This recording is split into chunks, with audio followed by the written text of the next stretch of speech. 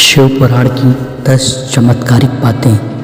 पहला, व्रत करना यानी कि भोजन का त्याग। शिव पुराण के अनुसार शिवरात्रि जैसे पावन व्रत करने से शिव भक्त को भोग और मोक्ष दोनों की प्राप्ति होती है।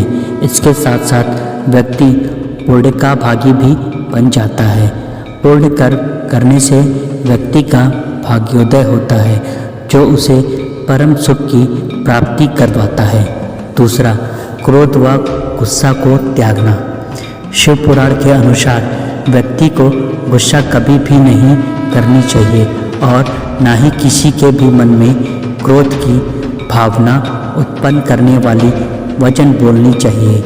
क्रोधित व्यक्ति का विवेक नष्ट हो जाता है और विवेक के नष्ट होने से व्यक्ति के जीवन में अनगिनत समस्याएं खड़ी हो जाती हैं। तीसरा, धन का संचय।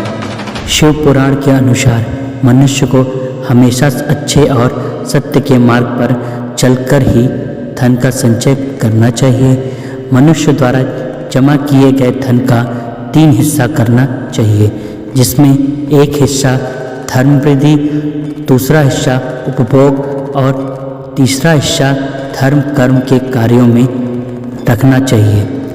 ऐसा करने से जीवन में सफलता और सुख की प्राप्ति होती है। चौथा, सत्य वचन बोलना। शिव पुराण के अनुसार सत्य वचन बोलना ही सबसे बड़ा धर्म है। इसलिए मनुष्य को सत्य अर्थात सच का साथ देना भी चाहिए और हमेशा सच बोलना भी चाहिए। इसी प्रकार शिव पुराण में असत्य को सबसे बड़ा अधर्म बतलाया गया है। पांचवा, संध्या समय।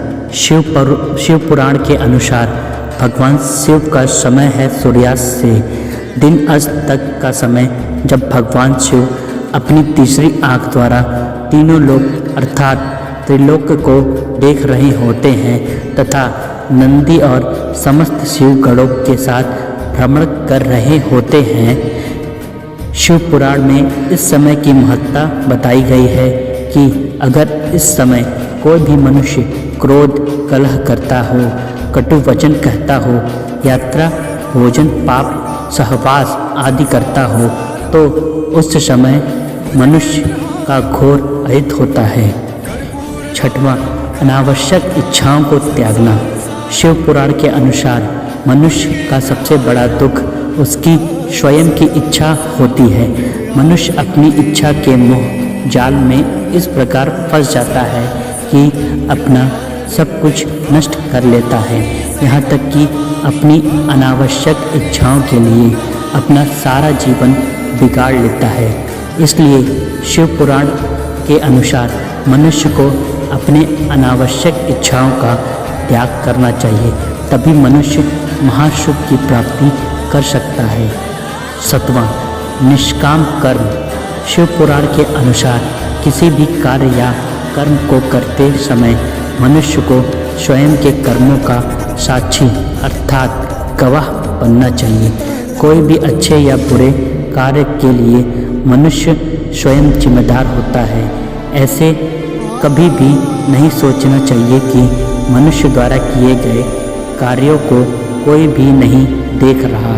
यदि मनुष्य अपने मन में ऐसे भाव को रखेंगे तो कभी भी पाप कर्म की राह पर नहीं चलेंगे। शिव पुराण के अनुसार मनुष्य को मन, वचन तथा कर्म तीनों से ही पाप कर्म नहीं करना चाहिए।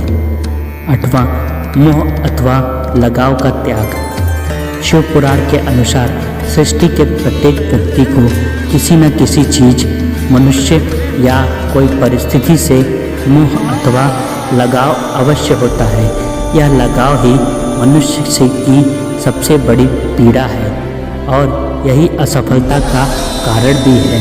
शिव पुराण के अनुसार निर्मोही अर्थात मन कोई लगाव रखे बिना ही निष्काम कर्म करने से सुख और सफलता की प्राप्ति होती है। आठवां, सकारात्मक कल्पना व सोच। शिव पुराण के अनुसार मनुष्य जैसी कल्पना करता है अर्थात जैसी सोच रखता है वैसा ही बन जाता है।